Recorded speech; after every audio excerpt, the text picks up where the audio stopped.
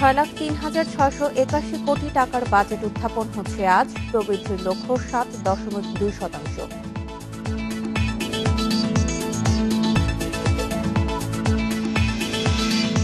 Corona সংক্রমণ ঠেকাতে রাজশাহী, নওগাঁ ও খুলনায় কঠোর বিধিনিষেধ। স্বাস্থ্যবিধি মেনে চলার আগ্রহ কম।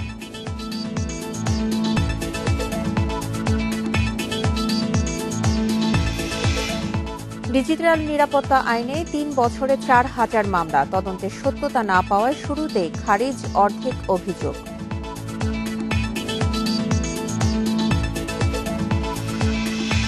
বিশ্বে করোনায় প্রাণহানি ছাড়ালো 37 লাখ। এ পর্যন্ত আক্রান্ত 17,23,00,000-এর বেশি।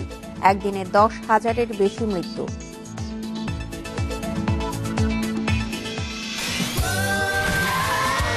Saudi Extreme. Enjoy smooth speed. স্বাগত ইন্ডিপেন্ডেন্ট সংবাদে, আপনাদের সাথে আছি সঞ্চরী মজিদ। শুনছিলেন শিরোনাম। এবার চলে যাচ্ছি পুরো খবরে, চলে যাচ্ছি আসন্ন বাজেটের খবরে। শুরুতেই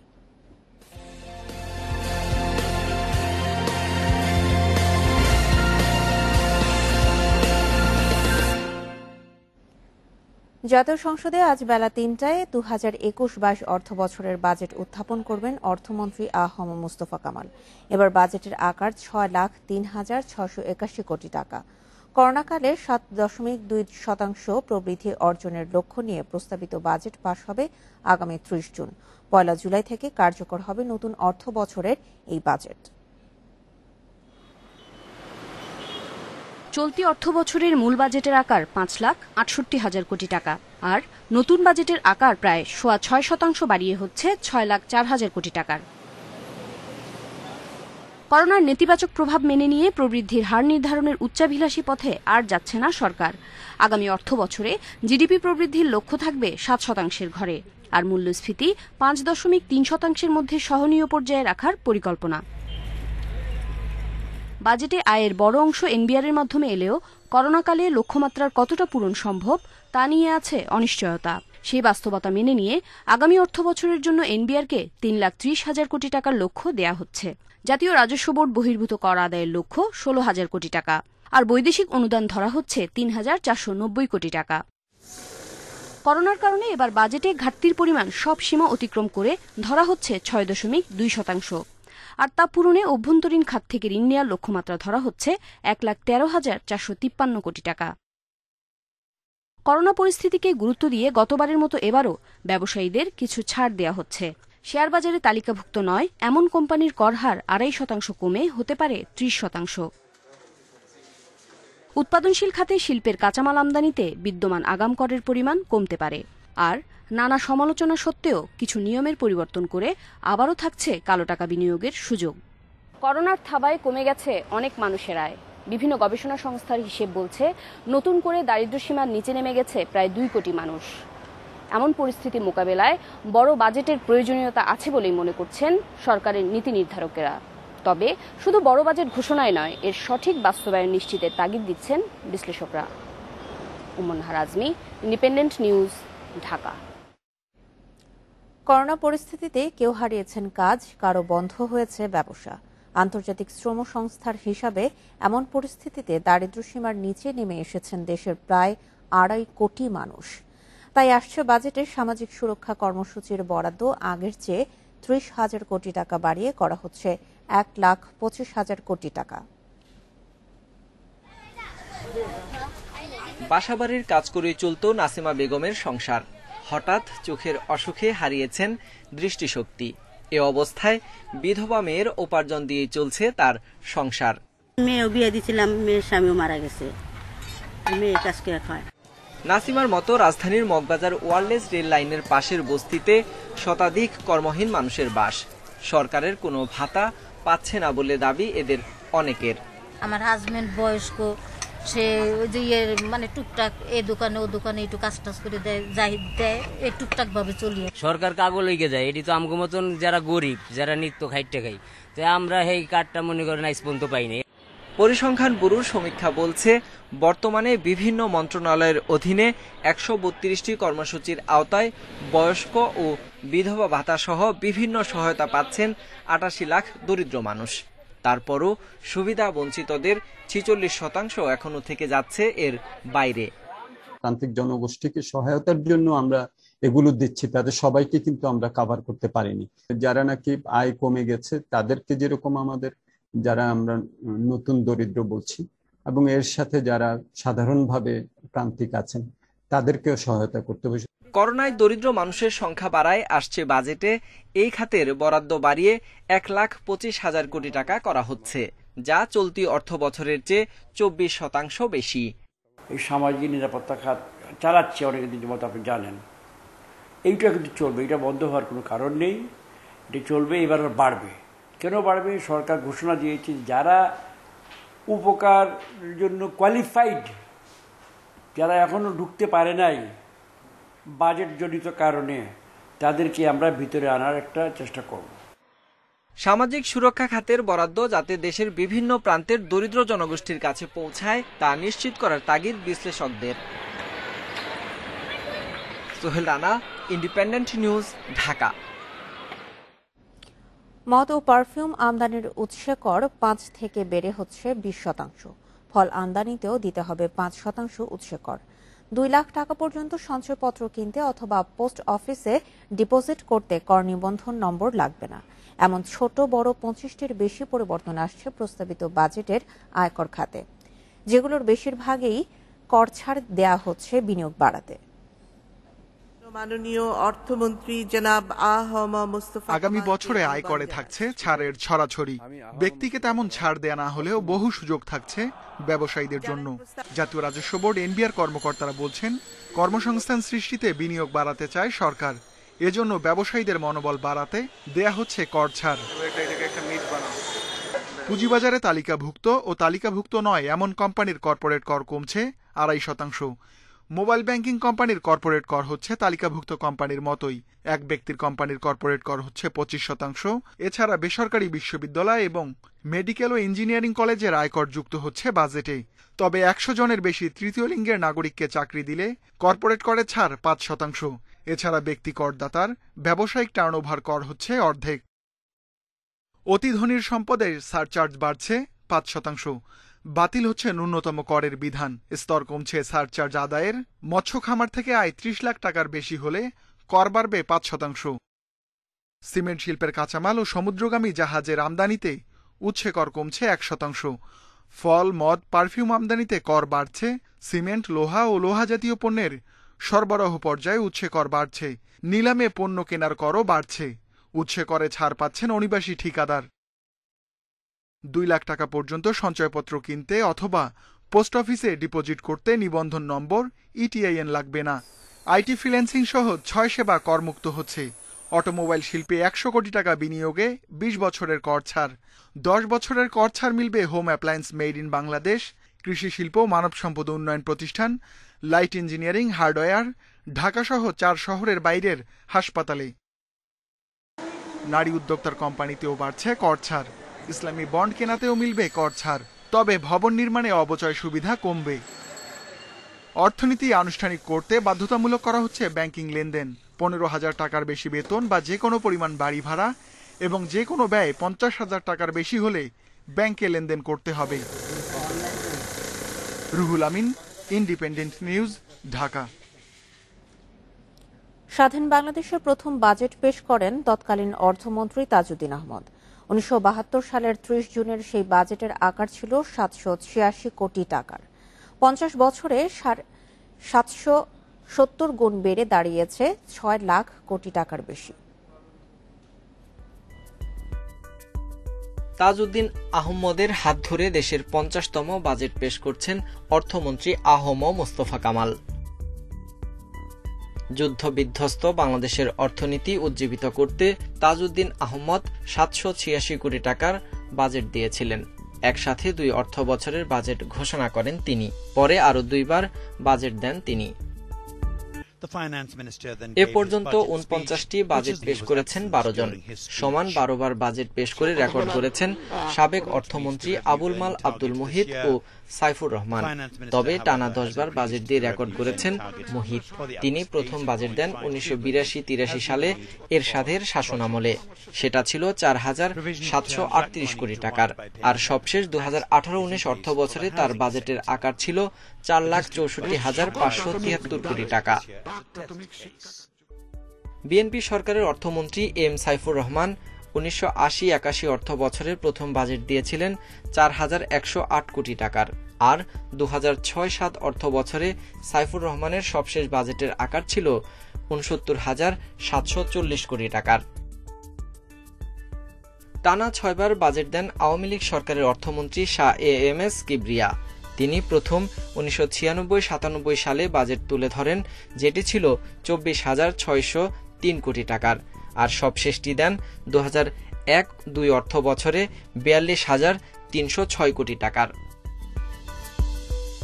এছাড়া 4 বার বাজেট দিয়েছেন এরশাদ সরকারের অর্থমন্ত্রী এম সাইদুজ্জামান, 3 বার বাজেট পেশ করেন বিএনপির প্রতিষ্ঠাতা জিয়াউর রহমান, 2 বার করে দেন মেজর অবসরপ্রাপ্ত মুনিম ও তত্ত্বাবধায়ক সরকারের সাবেক উপদেষ্টা মির্জা আজিজুল ইসলাম। আর 1 বার করে বাজেট দিয়েছেন ডক্টর এম এন হুদা এবং ডক্টর ওয়াহিদুল হক।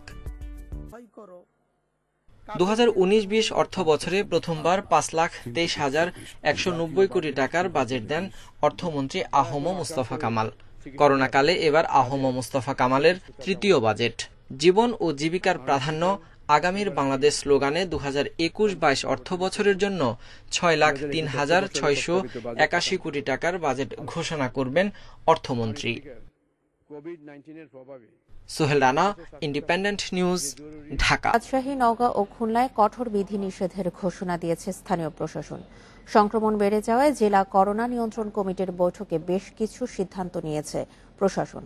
এসব বিধিনিষেধ মানতে জনসচেতনতার পাশাপাশি প্রশাসনও নিয়েছে নানা উদ্যোগ। প্রায় 1 সপ্তাহ ধরে বিভিন্ন জেলায় করোনা সংক্রমণ বেড়েছে উদ্বেগজনক হারে। নানা উদ্যোগেও পরিস্থিতি নিয়ন্ত্রণে না আসায় কঠোর সিদ্ধান্ত নিতে বাধ্য হয় স্থানীয় প্রশাসন। সংক্রমণ নিয়ন্ত্রণে পরবর্তী নির্দেশ না দেওয়া পর্যন্ত রাজশাহীতে সন্ধ্যা 7টা থেকে সকাল 6টা পর্যন্ত কঠোর বিধিনিষেধ জারি করা হয়েছে। এ সময় দোকানপাট, শপিং মল সহ সব ধরনের গণপরিবহন বন্ধ থাকবে। জরুরি প্রয়োজন ছাড়া ঘরের বাইরে বের না হওয়ার কথা জানিয়েছে জেলা প্রশাসন। আগামীকাল থেকে পরবর্তী নির্দেশ না দেওয়া পর্যন্ত মহানগর সহ রাজশাহী জেলায় সন্ধ্যা 7টার পর থেকে সকল ধরনের দোকান এবং শপিং মল বন্ধ থাকবে। নওগাঁর সীমান্ত এলাকার কয়েকটি গ্রামে লকডাউন চললেও পরিস্থিতির উন্নতি না হওয়ায় নওগাঁ পৌরসভা ও নিয়ামতপুর উপজেলায় দেয়া হয়েছে 1 সপ্তাহের সর্বাত্মক লকডাউন। সব ধরনের গণপরিবহন বন্ধের পাশাপাশি দেয়া হয়েছে 15 দফা বিধিনিষেধ। 9 জুন 2021 তারিখ রাত 12টা দিবাগত রাত 12টা পর্যন্ত নিম্নলিখিত বিধিনিষেধ আরোপ করা হলো। নওগাঁ পৌরসভা এবং নিয়ামতপুর উপজেলায় সকল প্রকার গণপরিবহন, bus, mini bus, microbus, CNG, autorickshaw, টমটম, রিকশা, মোটরসাইকেল ইত্যাদি বন্ধ থাকবে। এদিকে খুলনা সদর, সোনাডাঙ্গা ও খালিশপুর থানায় আগামী 4 জুন থেকে 7 দিনের কঠোর বিধিনিষেধের পাশাপাশি বেশ কিছু নির্দেশনা দিয়েছে জেলা প্রশাসন। Abu Noman, independent News desk. সীমান্তবর্তী জেলাগুলোতে করোনা সংক্রমণের হার বেড়ে যাওয়ায় রয়েছে বাড়তি উদ্বেগ। বাগেরহাটের মোংলায় 5ম দিনের মতো চলছে বিশেষ লকডাউন। এই বিষয়ে আরো জানাতে মোংলা থেকে যুক্ত হচ্ছেন সহকর্মী জাহিদুল ইসলাম। জাহিদুল, 5ম দিনের লকডাউন নিয়ে জানাবেন এবং করোনা সংক্রমণের হার গত 24 ঘন্টায় কত দেখছেন? আপনারা জানেন যে গত রোববার থেকে মোংলায় লকডাউন না, আসলে এটা কঠোর বিধিনিষেধ আরোপ করা হয়েছে চলাচলের উপরে। তো এই বিধিনিষেধের আজকে 5ম দিন চলছে। এখন পর্যন্ত প্রশাসন মাঠে নামেনি। তারা সকাল 8টার সময় মাঠে নামবে এবং শহরের বিভিন্ন এন্ট্রি পয়েন্টে তাদের চেক করতে তারা চলে যাবে। তারা প্রতিদিনের এই রুটিন ওয়ার্কই করছে এবং শহরের ভিতরে তারা টহল দিচ্ছে। গত 5 দিনে আমরা যেটা দেখেছি যে এখানে মানুষের ভিতরে যেমন সচেতনতা বেড়েছে, ঠিক একইভাবে প্রশাসনও কিন্তু তাদের দক্ষতা দিনকে দিন আমাদের কাছে মনে হয়েছে যে অনেকটাই বৃদ্ধি পেয়েছে। প্রথম দিকে প্রশাসন যেমন সময় অনুযায়ী তাদের অনেক কর্মকাণ্ড তারা পরিচালনা করতে পারেনি বা তাদের কিছু ব্যর্থতা ছিল, সেই জায়গাগুলো কিন্তু অনেকটাই রিকভার হয়ে উঠেছে। উপজেলা প্রশাসন এবং হাসপাতাল কর্তৃপক্ষ তাদের কর্মী বাহিনী তৈরি করছে, মানুষকে কিভাবে আরো সচেতন করা যায় এবং মানুষ যেন স্বাস্থ্যবিধি মেনে চলে, এই বিষয়গুলোর বিষয়। আর আপনারা জানেন যে গত 11 মে থেকে কিন্তু আমাদের এই মোংলায় আপনার করোনা অস্বাভাবিক হারে বৃদ্ধি পায় এবং সর্বোচ্চ হারটা আমরা দেখেছি গত 29 তারিখ, এবং 29 তারিখ যখন সর্বোচ্চ হার আসে তারপরে কিন্তু 30 তারিখ থেকে লকডাউনটা শুরু করে। মোংলায় আপনার সপ্তাহে মাত্র 2 দিন করোনা পরীক্ষা করা হয়। গত 1 তারিখে সর্বশেষ করোনা পরীক্ষা করা হয়েছে, সেখানে র্যাপিড অ্যান্টিজেন টেস্ট যেটা, সেই টেস্টে 59 জনের ভিতরে 33 জনের রিপোর্ট আপনার পজিটিভ এসেছে। বাকি যে রিপোর্টগুলো নেগেটিভ এসেছে তাদের স্যাম্পল খুলনায় পাঠিয়ে দেওয়া হয়েছে পিসিআর টেস্টের জন্য। পিসিআর টেস্টের এই রিপোর্ট আসতে আমাদের এই মোংলায় 4 থেকে 7 দিন সময় লাগে, যে কারণে গত 1 মিনিট যে 59 জনের ভিতরে আসলে কতজন যে করোনা আক্রান্ত সেটা অ্যাকচুয়াল যে সুনির্দিষ্ট হবে সেটা বলা আসলে একটু মুশকিল। তবে র্যাপিড অ্যান্টিজেন টেস্টে 1 তারিখে আপনার 59 জনের ভিতরে 33 জনের করোনা রিপোর্ট পজিটিভ এসেছে। মোংলা থেকে করোনা সংক্রমণের সবশেষ তথ্য জানাচ্ছিলেন আমাদের সহকর্মী জাহিদুল ইসলাম। রাজশাহীতে করোনা শনাক্তের হার উদ্বেগজনক হলেও স্বাস্থ্যবিধি মেনে চলার আগ্রহ কম সাধারণ মানুষের মধ্যে। সংক্রমণের হার বাড়ায় হাসপাতালে বেড়েছে রোগী। 1 সপ্তাহে রাজশাহী মেডিকেলে মৃত্যু হয়েছে অর্ধশত মানুষের, যাদের মধ্যে চাঁপাইনবাবগঞ্জ এবং রাজশাহীর রোগী বেশি। 25 মে রাজশাহীতে করোনা শনাক্তের হার ছিল 16.59%। 27 মে এই হার বেড়ে দাঁড়ায় 52.53%। এরপর রোগী শনাক্তের হার 30% মধ্যে থাকলেও 1 জুন বেড়ে হয় 42.58%। সংক্রমণের হার উদ্বেগজনক হলেও এখনো স্বাস্থ্যবিধি মেনে চলার আগ্রহ কম সাধারণ মানুষের মধ্যে। মাস্ক নাই, সাইডে আছে, ওখানে কাজ করে খাইতে আসছি, তো এই কারণে মাস্ক দিয়ে আসে। বিনা প্রয়োজনে ঘরের বাইরে হবেন না। আপনার প্রয়োজনে যখন ঘরে বের হবেন তখন আপনারা অবশ্যই মাস্ক ব্যবহার করবেন। আমরা সমস্ত মানুষকে এখনো ভ্যাকসিনেশনের আওতায় আনতে পারি নাই। যাদেরকে ভ্যাকসিন দিয়েছি তারাও মাস্ক ব্যবহার করবেন এবং যারা ভ্যাকসিন পান নাই তারাও মাস্ক ব্যবহার করবেন। মাস্কটাই আমাদের জন্য এখন ভ্যাকসিনের কাজ করবে। সংক্রমণ বাড়ায় রোগী বেড়েছে, হাসপাতালে বাড়ছে মৃত্যুও। 1 সপ্তাহে রাজশাহী মেডিকেল কলেজ হাসপাতালে করোনা আক্রান্ত হয়ে 30 জন আর উপসর্গ নিয়ে মারা গেছেন 19 রোগী। যারা একটু দীর্ঘক্ষণ পরে এসে ভর্তি হন তাদের মধ্যে এই মৃত্যুর রেটটা একটু বেড়ে যাচ্ছে। তাদের পরবর্তীতে আমরা দেখছি তাদের অবস্থা একটু বেশি খারাপ হয়ে যাচ্ছে। সেজন্য আমি সবার কাছে একটা আহ্বান করবো, যারা আসলে স্যাচুরেশনটা মাঝে মাঝে দেখার জন্য, এবং স্যাচুরেশন বেশি বা 92 এর নিচে কমে যাওয়ার মধ্যেই আমাদের এখানে চলে আসলে আমরা কিছু অক্সিজেন দিলে তারা অনেকেই 2-1 দিনের মধ্যে ভালো হয়ে যায়। রাজশাহী মেডিকেলে 1 সপ্তাহে মারা যাওয়া রোগীর মধ্যে চাঁপাইনবাবগঞ্জে সর্বোচ্চ 23 জন, রাজশাহীর 13, নওগাঁর 5 ও নাটোরের 4 জন। Independent News desk. ডিজিটাল নিরাপত্তা আইনে 3 বছরে মামলা হয়েছে প্রায় 4000। সত্যতা না পাওয়ায় শুরুতেই খারিজ হয়ে গেছে অর্ধেক অভিযোগ। আইনবিদরা বলছেন এই আইনে মামলা হলে গ্রেপ্তার, মেলে না জামিনও। ফলে কাউকে হয়রানি করার শক্তিশালী হাতিয়ার এই আইন। তদন্তের আগে কাউকে গ্রেপ্তার না করার বিধান তৈরির পরামর্শ বিশেষজ্ঞদের। সমালোচনার মুখে বাতিল করা হয় তথ্য ও যোগাযোগ প্রযুক্তি আইনের 57 ধারা। পরে 2018 সালের 19 সেপ্টেম্বর জাতীয় সংসদে পাশ হয় ডিজিটাল নিরাপত্তা আইন। এরপর শুধু ঢাকার সাইবার ট্রাইব্যুনালেই মামলা হয়েছে 1504টি। প্রাথমিকভাবেই 633টি খারিজ করে দেয় আদালত, আর 3 বছর ধরে তদন্ত চলছে 871টির। আইসিটি ও ডিজিটাল নিরাপত্তা আইনের মামলায় 7 বছরে শুধু 25টি অভিযোগ প্রমাণ করতে পেরেছে সরকার। আইনজীবী বলছেন বেশিরভাগই আপোষের মাধ্যমে মীমাংসা হয়ে যায়।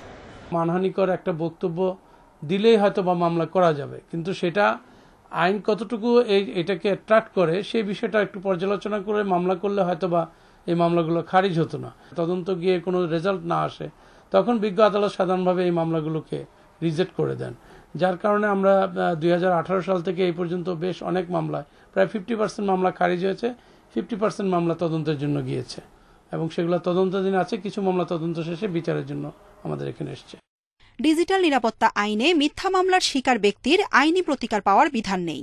বেশিরভাগ মামলাই হয় 25 ও 29 ধারায়, যাতে রাষ্ট্রের ভাবমূর্তি ক্ষুণ্ণ ও মানহানির অভিযোগ তোলা হয়।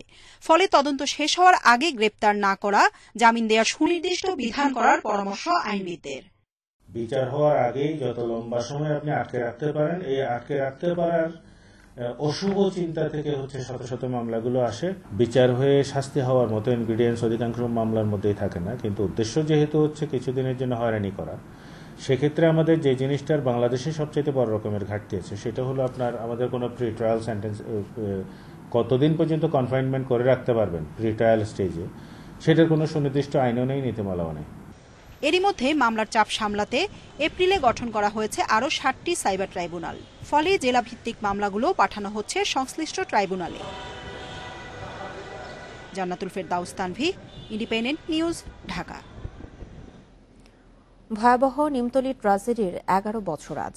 2010 সালের 3 জুন পুরান ঢাকার নিমতলীতে এক ভয়াবহ অগ্নিকাণ্ডে প্রাণ হারান 124 জন, দগ্ধ হন অর্ধশতাধিক। ওই দিন একটি বিয়েবাড়ির রান্নার আগুন থেকে আগুনের সূত্রপাত হয়। আশপাশে কেমিক্যালের গুদাম থাকায় চোখের পলকে আগুন ছড়িয়ে পড়ে। ভয়াবহ রূপ ধারণ করে আগুনের লেলিহান শিখা। পুড়ে মারা যান বিয়ের 3 জনের কনের আত্মীয় স্বজন, অতিথি ও প্রতিবেশীরা। পুড়ে যায় 23টি বসত বাড়ি, দোকান ও কারখানা। এই ঘটনায় একদিনের রাষ্ট্রীয় শোক ঘোষণা করা হয়।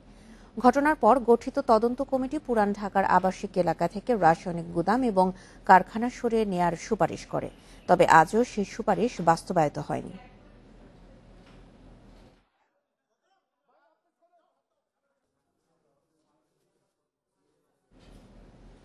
নির্বাচন কমিশনের কাজ ভোটার তালিকা ও নির্বাচন পরিচালনা করা। কোনো দেশে জাতীয় পরিচয়পত্রের কাজ নির্বাচন কমিশন করে না বলে জানিয়েছেন মুক্তিযুদ্ধ বিষয়ক মন্ত্রী আ.ক.ম মোজাম্মেল হক। দ্রুতই অফিস স্থানান্তর করে জমা পড়া কাজ 2 মাসে শেষ করতে হবে বলেও সিদ্ধান্ত হয়েছে। বুধবার দুপুরে স্বরাষ্ট্র মন্ত্রণালয়ে বসে আইন শৃঙ্খলা সংক্রান্ত মন্ত্রিসভা কমিটির বৈঠক। তাতে জাতীয় পরিচয়পত্র সেবা হস্তান্তর প্রশ্নে হয় বড় পরিসরে আলোচনা। পরে কমিটির সভাপতি ও মুক্তিযুদ্ধ বিষয়ক মন্ত্রী আ.ক.ম মোজাম্মেল হক জানান, জাতীয় পরিচয়পত্র সংক্রান্ত যে কোনো আবেদন 1 মাসে নিষ্পত্তির নির্দেশনা দেওয়া হয়েছে। প্রধানমন্ত্রীর নির্দেশনা অনুযায়ী এর দায়িত্ব পাচ্ছে স্বরাষ্ট্র মন্ত্রণালয়। ইলেকশন কমিশনের কাজ হলো ভোটার লিস্ট প্রণয়ন করা এবং ভোট কাজ পরিচালনা করা। দুনিয়ার কোন দেশে এই এনআইডি তারা করে না। এনআইডি স্বরাষ্ট্র মন্ত্রণালয় বা যদি রেলিভেন্ট অন্য কোনো মন্ত্রণালয় কর্তৃপক্ষ করবে। এরা ইনফ্যাক্ট ভোটার লিস্ট আর এনআইডি এক জিনিস নয়। একটি এনআইডির কাজ শেষ করতে নির্বাচন কমিশন নিত 500 দিন। এই সময়সীমা তুলে দেওয়ার নির্দেশনা পেয়েছে স্বরাষ্ট্র মন্ত্রণালয়। পাসপোর্টের ভোগান্তিও কমাতে বলা হয়েছে এর মহাপরিচালককে। দ্রুত নিষ্পত্তির জন্য নির্দেশনা দিয়েছে এবং আগামী মিটিংয়ে আমাদের দিতে হবে যে কতগুলো পেন্ডিং আছে, এই 2 মাসে কতগুলো দিল, অর্থাৎ স্টেটমেন্ট কতগুলো ইস্যু হলো আজকের পর থেকে এবং কতগুলো পেন্ডিং আছে রিপোর্ট আকারে প্রত্যেক মিটিংয়ে ওনারা জানাবে, যাতে মানুষ এই পাসপোর্ট নিয়ে হয়রানি হয় না। অবৈধভাবে পাসপোর্ট নিয়ে যে রোহিঙ্গারা বিদেশে গেছেন এর সাথে জড়িতদের চিহ্নিত করে ব্যবস্থা নেওয়ার নির্দেশও দেওয়া হয়েছে বলে জানিয়েছেন আইন শৃঙ্খলা সংক্রান্ত মন্ত্রিসভা কমিটির সভাপতি হাজী শামীম হাসান, ইন্ডিপেন্ডেন্ট নিউজ, ঢাকা। জাতীয় পরিচয়পত্রের নিয়ন্ত্রণ স্বরাষ্ট্র মন্ত্রণালয়ে স্থানান্তরের নির্দেশ কফিনের সবশেষ পেরেক বলে মন্তব্য করেছেন নির্বাচন কমিশনার মাহবুব তালুকদার। বুধবার নিজ দপ্তরে সাংবাদিকদের কথা বলেন তিনি। সম্প্রতি জাতীয় পরিচয়পত্র বা এনআইডি অনুবিভাগ জনবল সহ স্বরাষ্ট্র মন্ত্রণালয়ে স্থানান্তরের জন্য মন্ত্রিপরিষদ বিভাগ যে নির্দেশ জারি করেছে তা হচ্ছে নির্বাচনের কফিনে সর্বশেষ পেরেক। এইটা গর্ব করার মতো, একটা দেশের গর্ব করার মতো একটা ব্যাপার, একটা অহংকার, যা আমাকে যেটা উদ্বুদ্ধ করে যে এতগুলি লোকের তথ্য ভান্ডার আমরা রেখেছি। ফিলিস্তিনে ইসরায়েলি হামলার নিন্দা জানিয়ে প্রধানমন্ত্রী শেখ হাসিনা বলেছেন, ফিলিস্তিনের পাশে আছে বাংলাদেশ। ইসরায়েলি নৃশংসতার বিরুদ্ধে আন্তর্জাতিক সম্প্রদায়ের নীরব থাকার সমালোচনাও করেছেন প্রধানমন্ত্রী। জাতীয় সংসদে চলতি অর্থবছরের বাজেট অধিবেশনের প্রথম দিনে শোক প্রস্তাবের ওপর আলোচনায় অংশ নিয়ে এসব কথা বলেন তিনি। প্রধানমন্ত্রী বলেন, ফিলিস্তিনে অমানবিক ঘটনা ঘটছে, অথচ যারা সবসময় মানবতার কথা বলে তারা এ সময়ে অনেকেই চুপ। বিকেলে স্পিকার শিরিন শারমিন চৌধুরীর সভাপতিত্বে শুরু হয় সংসদের ত্রয়োদশ অধিবেশন। এই অধিবেশনে আজ বিকেল ৩টায় ২০২১-২২ অর্থ বছরের বাজেট উপস্থাপন করা হবে।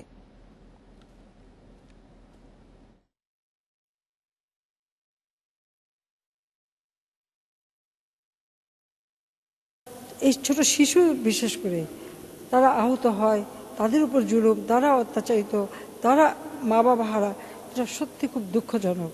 এই ধরনের ঘটনা চাই না এখানে, যারা অনেক সময় মানবতার এত, তারা মা বাবা হারা, এটা সত্যি খুব দুঃখজনক।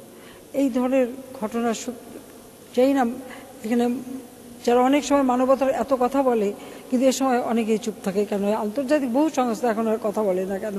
সেটাই আমার প্রশ্ন। যাক, আমরা প্যালেস্টাইনি ভাইদের সাথে সবসময় আছি, আমাদের ছদ্মবেত সব রকম সহযোগিতা আমরা অতীতেও করেছি, এখনও আমরা করে যাচ্ছি এবং এটা আমরা অবশ্যই করে যাব। এবং ইসরায়েলের এই ঘৃণ্য যে আক্রমণ, তার আমরা তীব্র নিন্দা জানাই। মাননীয় স্পিকার, বঙ্গবন্ধুর 4 খুনের মুক্তিযোদ্ধা খেতাব, রাষ্ট্রীয় পদক ও সনদ বাতিল হচ্ছে।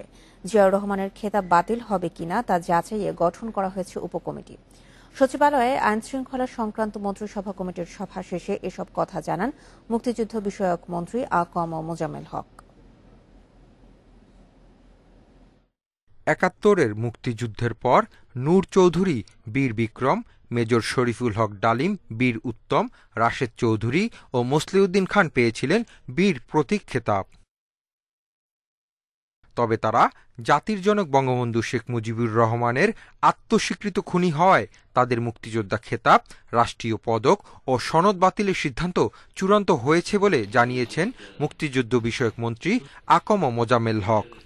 একটা জিনিস মুখে মুখে তো বাতিল করা যায় না, গেজেট দ্বারা যেমন সে পেয়েছে, একটা আইনের বলে গেজেটের মাধ্যমে সে পদবি পেয়েছে, এটা বাতিল করতে তো হবে আরেকটা গেজেটের মাধ্যমে, সেটা প্রক্রিয়া দিন। আর বিএনপি প্রতিষ্ঠাতা জিয়াউর রহমানের খেতাব প্রশ্নে তিনি বলেছেন, বঙ্গবন্ধু হত্যায় জিয়ার সংশ্লিষ্টতা বিষয়ে তথ্য প্রমাণ সংগ্রহের কাজ চলছে। জাতীয় মুক্তিযোদ্ধা কাউন্সিলের প্রতিবেদন এলে পরবর্তী সিদ্ধান্ত নেওয়া হবে। জিয়াউর রহমান সাহেবের বিরুদ্ধে যখনই আমরা কিছু করব, সেটা অবশ্যই প্রমাণ সাপেক্ষ হবে। যেটা প্রমাণ সাপেক্ষ অর্থাৎ যেটা নাকি আদালতে গিয়ে টিকবে, কারণ এটা চ্যালেঞ্জ হতে পারে, এ ধরনের চ্যালেঞ্জ করতে পারে, কিভাবে বাতিল হইল, কাজে আদালতে টিকার মতো অবস্থা তো হবে। এছাড়া বঙ্গবন্ধুর 4 আত্মস্বীকৃত খুনির মুক্তিযোদ্ধা খেতাব বাতিল সংক্রান্ত গেজেট শিগগিরই প্রকাশ করা হবে বলে জানিয়েছেন মন্ত্রী। Hasif Mahmud Shah, independent News, Dhaka.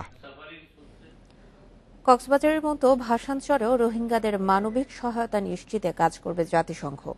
একই সঙ্গে অন্যান্য আন্তর্জাতিক সংস্থাকেও এগিয়ে আসার আহ্বান জানিয়েছেন ইউএনএইচসিআর এর 2 সহকারী হাইকমিশনার রাউফ মাজাও ও গ্লিলিয়ান ট্রিক্স। 4 দিনের সফরে রোববার ঢাকায় আসেন জাতিসংঘ শরণার্থী সংস্থা ইউএনএইচসিআর এর পরিচালনা বিষয়ক সহকারী হাইকমিশনার রাউফ মাজাও ও সুরক্ষা বিষয়ক সহকারী হাইকমিশনার গ্লিলিয়ান ট্রিক্স। ভাসানচর ও টেকনাফের রোহিঙ্গা শিবির পরিদর্শন শেষে বুধবার রাষ্ট্রীয় অতিথি ভবন পদ্মায় বৈঠক করেন পররাষ্ট্রমন্ত্রীর সঙ্গে। এতে ভাসানচরের অর্থায়ন ও জাতিসংঘের কার্যক্রম শুরু সহ রোহিঙ্গা সংকট নিয়ে হয় আলোচনা।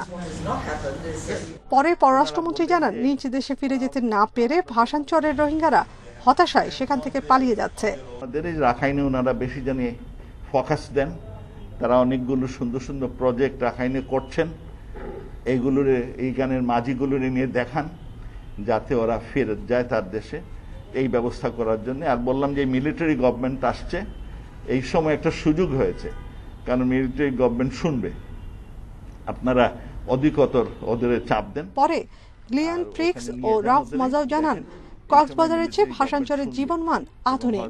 সেখানে অবকাঠামো তৈরিতে বাংলাদেশ সরকার যে বিনিয়োগ করেছে তারও প্রশংসা করেন তারা। ভাসানচরের সঙ্গে সম্পৃক্ততা নিয়ে আমরা বাংলাদেশ সরকারের সঙ্গে আলোচনা করেছি। আমরা সবসময় সরকারের সঙ্গে কাজ করি। কক্সবাজারে আছি, ভবিষ্যতেও বাংলাদেশের বিভিন্ন জায়গায় থাকব। শরণার্থীদের সহায়তা নিশ্চিত করাই আমাদের কাজ।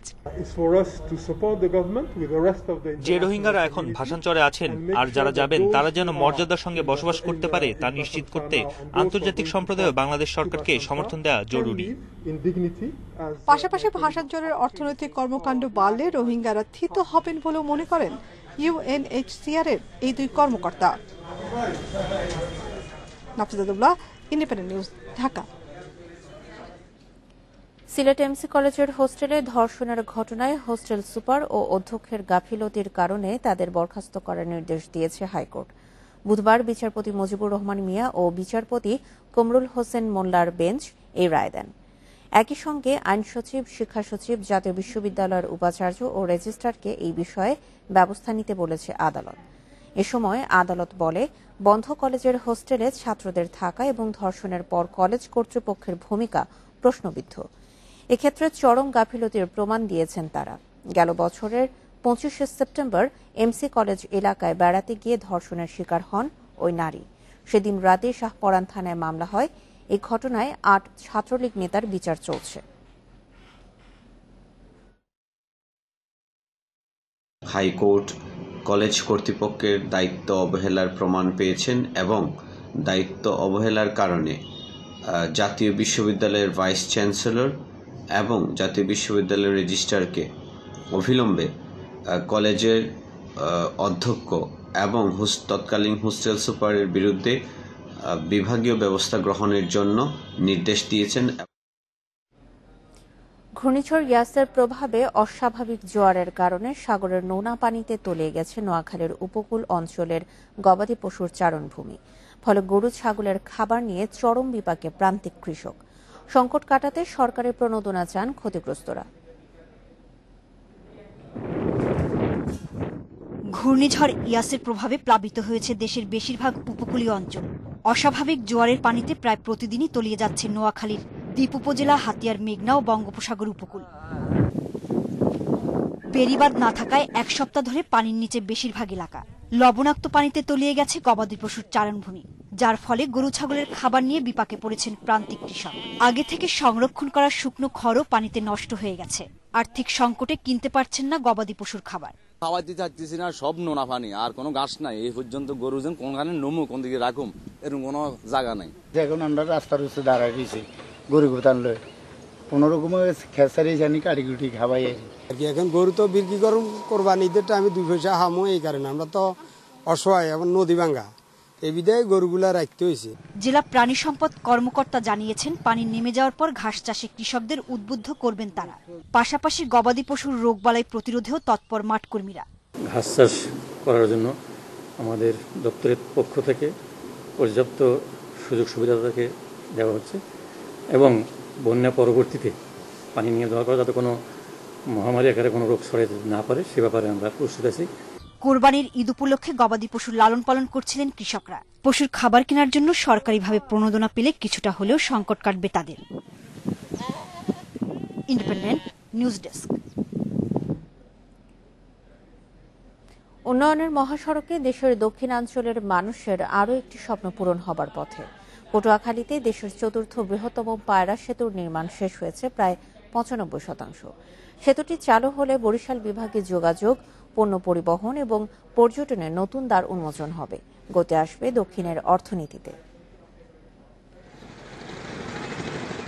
পায়রা নদীর বুকে মাথা উঁচু করে দাঁড়িয়েছে 4 লেনের সেতু। লেবুখালীতে নদীর দুপারে চলছে হাজারো শ্রমিকের কর্মযজ্ঞ। বরিশাল পটুয়াখালী মহাসড়কের লেবুখালীতে নদীর ওপর পায়রা সেতু নির্মাণের কাজ একনেকের অনুমোদন পায় 2012 সালে। নকশা জটিলতায় কাজ পিছিয়ে পড়লেও এখন সেতুর নির্মাণ প্রায় শেষ। সেতুর 2 পারে প্রায় 7 কিলোমিটার সংযোগ সড়কের কাজও চলছে দ্রুত গতিতে। শ্রমিকরা নিত্য নতুন জিনিস পাইছে, যেটা আমাদের বাংলাদেশের শ্রমিকের জন্য এটা আসলে একটা মাইল ফলকই বলা যায় আর কি। এই ব্রিজে একটা ইউনিক বৈশিষ্ট্য, সেটা হচ্ছে এই ব্রিজ আমাদের যখন চালু হয়ে যাবে তখন ব্রিজে কোনো সমস্যা হচ্ছে কি না সেটা নির্ণয় করার জন্য আমরা ব্রিজ হেলথ মনিটরিং সিস্টেম, যেটা বাংলাদেশে প্রথমবারের মতো রোডস অ্যান্ড হাইওয়েজ ডিপার্টমেন্টে আমরা ইনস্টল করতে যাচ্ছি।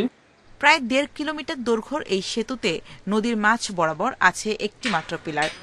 এতে করে স্বাভাবিক থাকবে নদীর প্রবাহ। ব্রিজটি চালু হলে বরিশালের সাথে কুয়াকাটা ও পায়রা বন্দরে সরাসরি সড়ক যোগাযোগ স্থাপন হবে। আগামী কয়েক বছরের মধ্যে আমাদের পায়রা যে বন্দর আছে সেই বন্দরও চালু হবে। সেই ক্ষেত্রে আমরা আশা করছি যে নর্মালি যে 10% গ্রোথ হয় প্রতি বছর, এখানে প্রায় 25 থেকে 30% ট্রাফিক বেড়ে যাবে ব্রিজটি চালু হলে। সেতু চালু হলে দক্ষিণাঞ্চলের অর্থনীতিতে আরো গতি আসবে বলছেন ব্যবসায়ীরা। সেতুর পাশাপাশি একটি বাইপাস সড়ক নির্মাণের দাবি তাদের।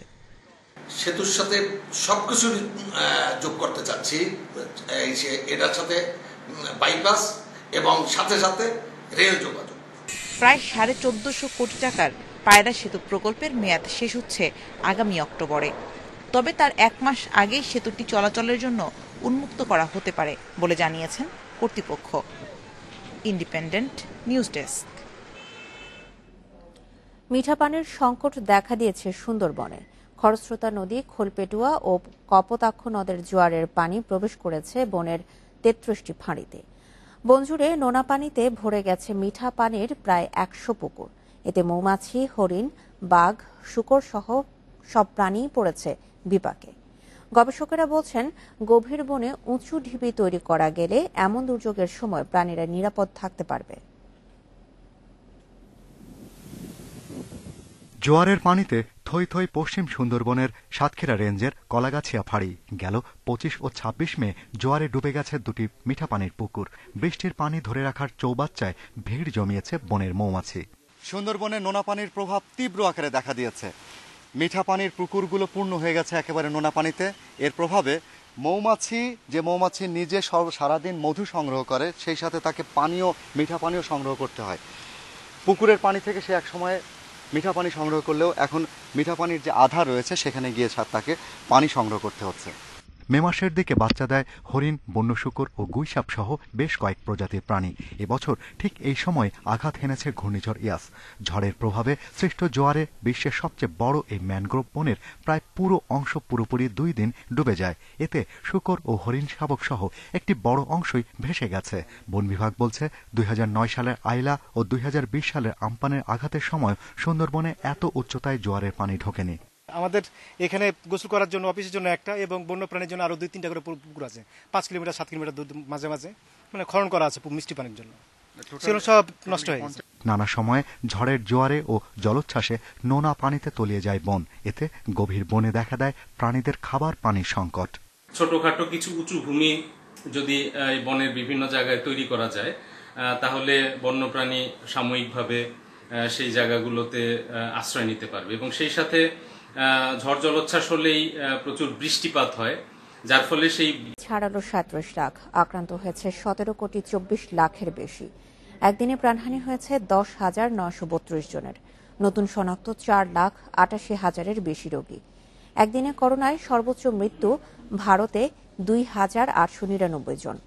শনাক্ত হয়েছে 1,34,000-এর বেশি রোগী।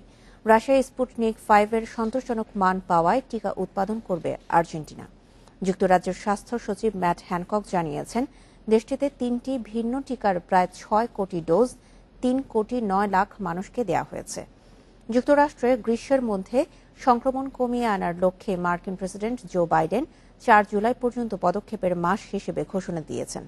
কিউবায় শিশুদের ওপর টিকা গবেষণা চালানো হবে বলে জানিয়েছে দেশটিতে। এদিকে অস্ট্রেলিয়ার মেলবোর্নে সংক্রমণ ঠেকাতে আরও 1 সপ্তাহের জন্য লকডাউন বাড়ানো হয়েছে।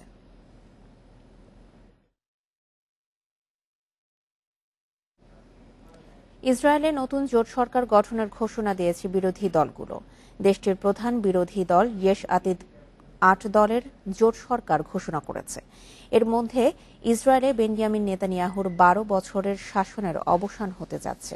মধ্যপন্থী ইয়েশ আতিদ পার্টির নেতা ইয়াইর লাপিদ এক বিবৃতিতে 8 দলের নতুন জোট গঠনের কথা ঘোষণা করেন। তবে সরকার গঠনে এখনও পার্লামেন্টের সংখ্যাগরিষ্ঠতা প্রমাণ করতে হবে তাদের। চুক্তি অনুযায়ী ডানপন্থী ইয়ামিনা দলের নাফতালি বেনেত প্রথম দফায় প্রধানমন্ত্রীর দায়িত্ব পালন করবেন। জোট সরকার যদি সংখ্যাগরিষ্ঠতা সমর্থন পেতে ব্যর্থ হয় তবে 2 বছরের মধ্যে পঞ্চমবারের মতো নির্বাচনের পথে হাঁটবে দেশটি। তবে নেতানিয়াহু এই জোটের সাথে প্রধানমন্ত্রী হিসেবে কাজ করতে এখনো আগ্রহী।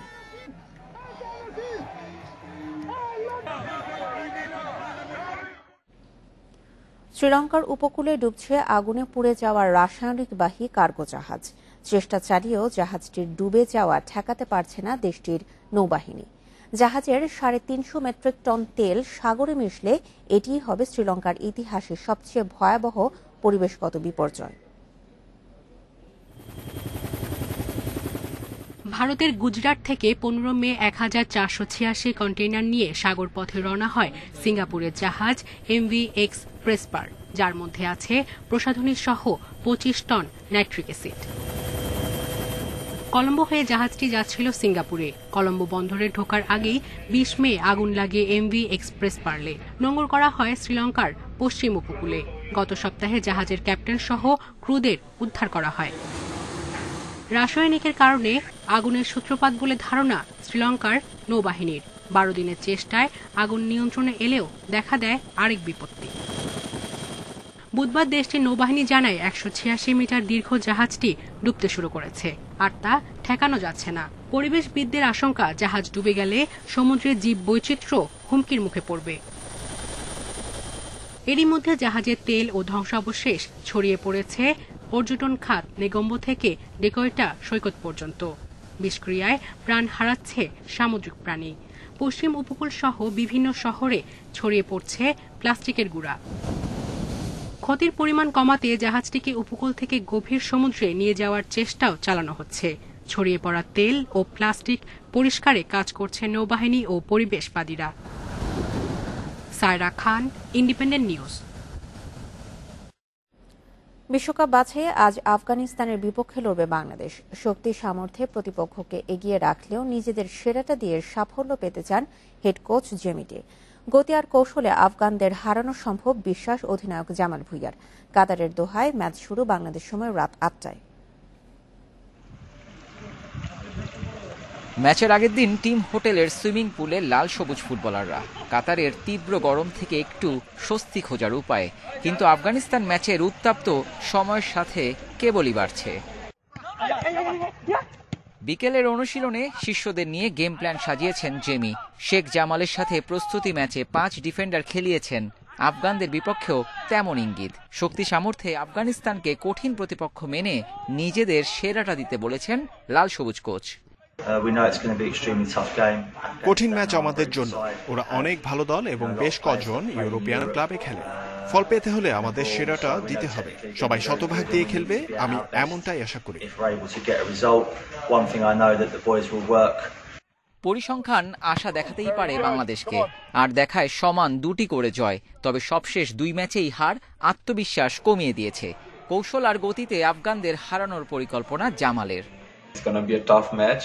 ওরা অনেক ফিজিক্যাল, আমারটা প্লেয়ার অনেক লম্বা আছে, বাট আমরা টেকনিক্যাল, আমরা স্ট্রং আছে, আর আমরা স্পিড আছে। We have some fast players. So আমরা চেষ্টা করবো তার আমরা সবচেয়ে বেস্ট খেলবো, আর we will give the 100%. And for the nation, please pray for us, and hopefully ইনশাআল্লাহ আমরা 3 পয়েন্ট নিব। Match venue Jassim bin Hamad স্টেডিয়ামে তাপমাত্রা নিয়ন্ত্রণ ব্যবস্থা রয়েছে। ম্যাচ ডেতে গরম নিয়ে দুই দলের বাড়তি ভাবনা তাই অনেকটাই কমেছে। Abidur Rahman, independent news. French ওপেনের তৃতীয় রাউন্ডে মেদভেদেভ, সিসিপাস ও জেরেভ। নারিয়েরকোকে জয় পেয়েছেন সাবালেঙ্কা, সেরিনা ও আজারেঙ্কা। ছিটকে গেছেন বেনোচিচ। পলের বিপক্ষে নড়বড়ে শুরু মেদভেদেভের। প্রথম সেট হারেন 6-3 গেমে। পরে ঘুরে দাঁড়ান মেদভেদেভ। টানা 3 সেট জিতে তৃতীয় রাউন্ডে 2 নম্বর বাছাই। সহজ জয় পেয়েছেন সিসিপাস। মার্টিনেজকে সরাসরি সেটে হারিয়েছেন গ্রিক টেনিস তারকা। জেরেভও পেয়েছেন দাপুটে জয়। আর 5 সেটের ম্যারাথন লড়াইয়ে কাচানভকে হারান কেই নিশিকোরি। এদিকে নারিয়েকোকে, সাসনোভিচকে সরাসরি সেটে হারান সাবালেঙ্কা। জয় পেয়েছেন সেরিনা উইলিয়ামসও। তবে ছিটকে গেছেন বেনোচিচ। অবাছাই কাসাতকিনার বিপক্ষে 6-2, 6-2 গেমে হারেন 10 নম্বর বাছাই।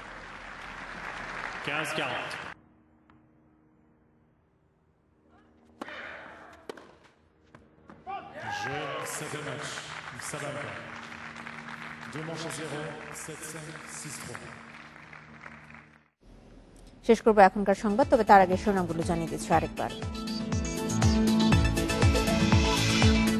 ৬,০৩,৬৮১ কোটি টাকার বাজেট উত্থাপন হচ্ছে আজ। প্রবৃদ্ধির লক্ষ্য ৭.২%। করোনা সংক্রমণ ঠেকাতে রাজশাহী, নওগাঁ ও খুলনায় কঠোর বিধিনিষেধ, স্বাস্থ্যবিধি মেনে চলার আগ্রহ কম।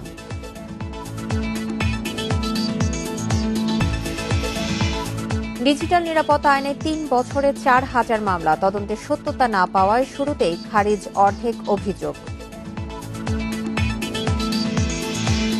বিশ্ব করোনায় প্রাণহানি ছাড়ালো ৩৭ লাখ। এ পর্যন্ত আক্রান্ত ১৭,২৩,০০,০০০ বেশি। একদিনে ১০,০০০-এর বেশি মৃত্যু।